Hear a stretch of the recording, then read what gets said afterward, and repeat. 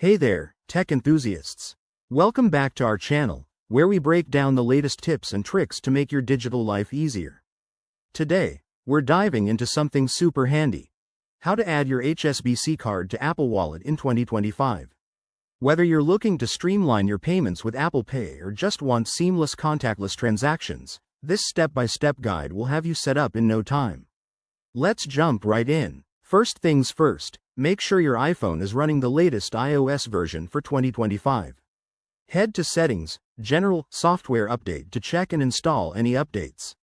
This ensures everything works smoothly with the newest security features. Next, open the HSBC mobile app on your iPhone. If you don't have it yet, download it from the App Store. It's free and essential for managing your cards. Once the app is open, log in to your account using your credentials. For added security, you might need to enable two-factor authentication if you haven't already. Now, navigate to the Cards or Manage Accounts section in the app.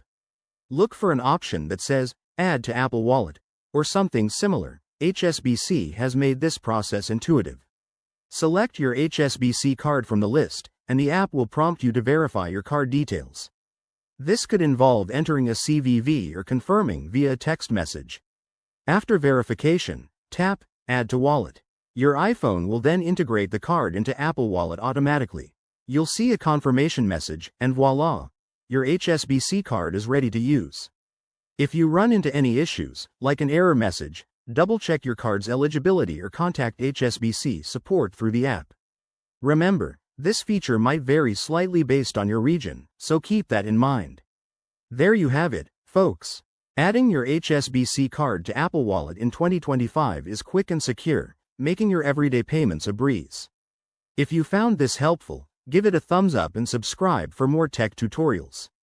Drop your questions in the comments below. I'll see you in the next video.